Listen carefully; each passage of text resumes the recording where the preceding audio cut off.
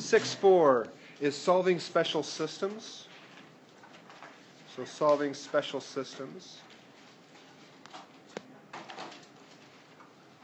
So what we've been doing the last few days with solving systems by graphing, by substitution, by elimination, or linear combination, depending on what you call it, is pretty much we've always had equations for a line, and I don't know if I do this over here on the side in blue, but kind of the point of what we've been doing is you get two equations, one for that first line, one for the second line, and what we're looking for is that point right there where the two cross.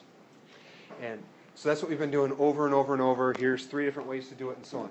What we're going to look at this time around is we're going to be looking at special cases where, say you have something like this and something like this, parallel lines. Are those going to come up with a solution? No, because if they're truly parallel, those lines will never cross, no matter how far you go left and right. So that's kind of what we're looking at today. What about lines that aren't in that nice normal category where the lines just meet at one point? And we're going to break this up into 2 categories, and the second category will be broken up a little bit further. But the first one, Roman number 1, is inconsistent systems. So inconsistent systems. The first kind we're going to look at then are going to be these inconsistent. So an inconsistent system is going to have no solutions. So has no solutions. So the ones that we were doing before where they met at a nice point, those are consistent systems. But the example that I did over on the side is going to be true now here, that you have no solutions when you have parallel lines. So I'm just going to try to draw 2 lines that look parallel, and basically parallel lines.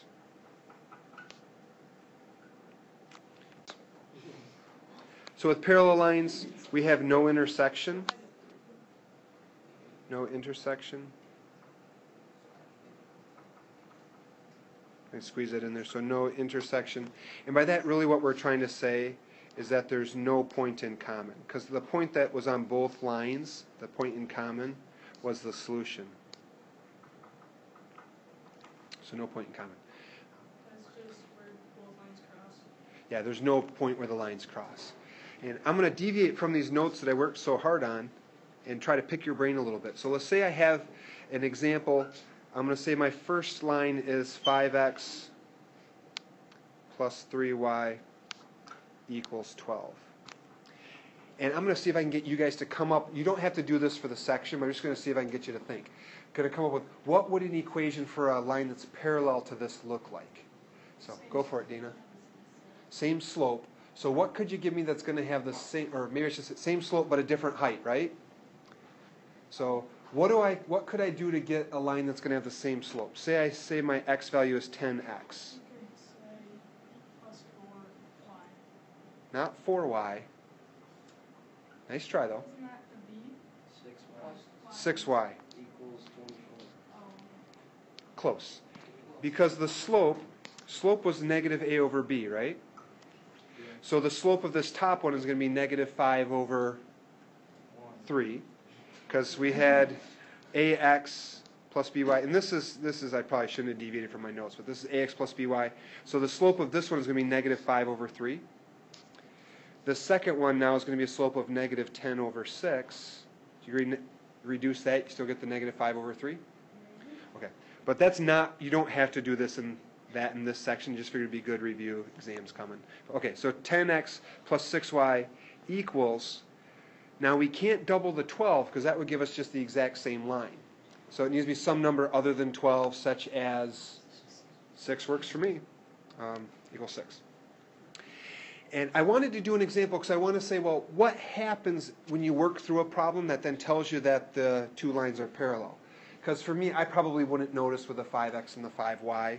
I'm sorry, 3y. I erased part of it. So 5x and 3y. I might not notice that those 2 lines are parallel. So if we were to do the linear combination on those, I could take and multiply the top equation by, I'm going to say by a negative 1, negative 2 rather. So I'm going to multiply that by a negative 2, just so I can add the 2 together when I'm done. So I'm going to get a negative 10x, and then minus 6y equals a negative 24. And that bottom equation, I'm just going to keep that the same. So I have 10x plus 6y equals 6. Do we add those two equations together or subtract them? Add. Because they're different signs, we have to add. So I'm going to take and add those two together. And when I do that, I have a negative 10x plus 10x gives me, so I have 0 x's there. Negative 6y plus 6y gives me, those cancel too. So do you agree on this left side I just have a 0? Yes. On the other side, negative 24 plus 6 gives me an 18. Negative. Ooh. Hey, somebody's paying attention. I wish it was me. But 0 equals negative 18. Nice job correcting me. Does 0 equal negative 18? In any universe that we know of, does 0 equals negative 18? No. So that there's impossible. So you're always going to get one number equals some totally different number. So this here you could say is impossible.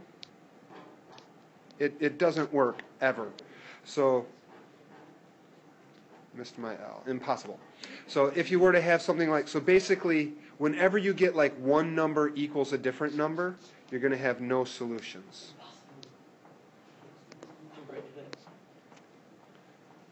Or you could say when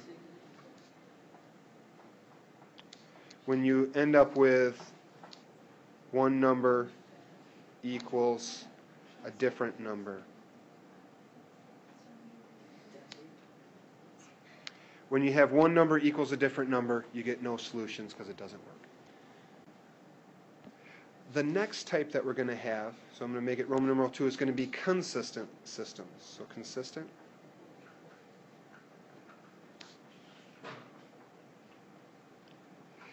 And consistent systems, kind of the gist there is they're going to have at least one solution. So has at least, or you could write 1 plus if you wanted to, at least one solution. So far, all the ones we've been doing just had one. The two lines nicely cross at one point, and you get it. And we're going to take and break this then up into two different types. So two types. So the first type of consistent system is going to be consistent and independent. So consistent and independent.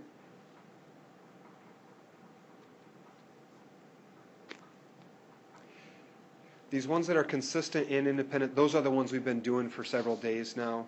They have exactly one solution. So exactly one solution.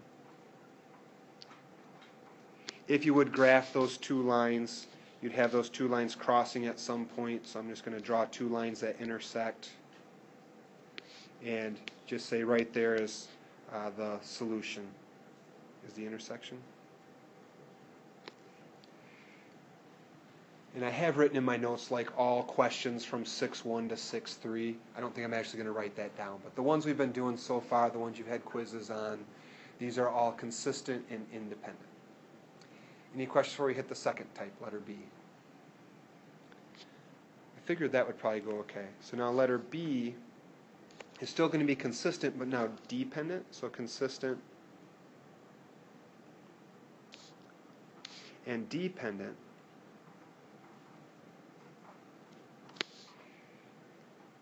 So we said parallel lines have no solution. That's inconsistent. We said two lines that intersect are consistent and independent. What's the only other option for two straight lines? They're either parallel, they intersect, or you could say vertical in a way, but it's vertical lines would be true, but it's parallel lines that are exactly the same. So because either lines are going to intersect, that's most lines will intersect at some point, or they're parallel. But if they're not only parallel, but they're the exact same line, then they're going to have not one solution, not zero solutions. They're going to have an infinite number of solutions, because every point where those two lines meet is a solution. If it's the exact same line, they meet at every single point on the line that goes on for forever. So consistent and dependent. This here now is two equations for the same line. So two equations for the same line. So two equations for the same line. So it'd be like this. I don't know how I'll do it drawing this on an iPad, but let's say this is my first line, and this here is my second line that I just drew right exactly on top of it. I'm going to pretend. But it'd be like if you have just the exact same line both times, then all the points on the line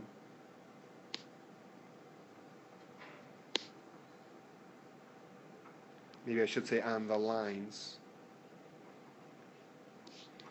overlap. Or if you could say all the points on the lines are solutions. And by that, you guys hit the nail on the head when somebody said a minute ago, that it's infinite. So you could say infinitely many solutions.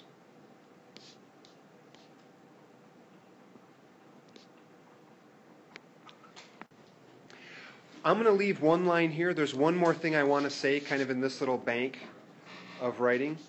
But if we were to do an example, and this goes back to what I was trying to pick your brain at before, so stick with me, we're almost done. But if we were to say my first equation is 3x plus 4y equals 7, who could give me a different equation but for the exact same line? 9x, 12y equals 21. Very good, very good. Because we took each of those coefficients, each of those numbers, and multiplied by 3 to get the bottom one. So if we wanted to see, well, what happens when we solve this system by elimination, I'm going to take my top equation. I'm going to multiply by -3, so I get opposite sign, so I can add. I just like that more. So 3x times -3 gives me negative 9x. Plus 4y times -3 gives me a minus 12y. 7 times -3 gives me a negative 21. My bottom equation, I can just leave that the same. Equals, so I have 9x plus 12y equals 21. When I take and add those two together, because I have different signs, negative 9 and positive 9, or negative 12, positive 12. When I add them together, I get 0 equals 0. Is 0 equals 0 true? Yes. Is 0 equals 0 true for every x value or every y value? Yep.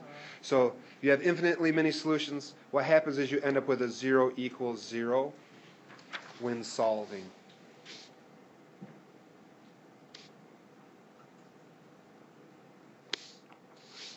And if you wanted to, you could add to that if you could squeeze it in.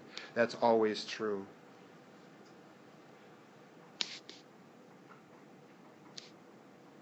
So infinite solutions. And that's it for special systems. Any questions?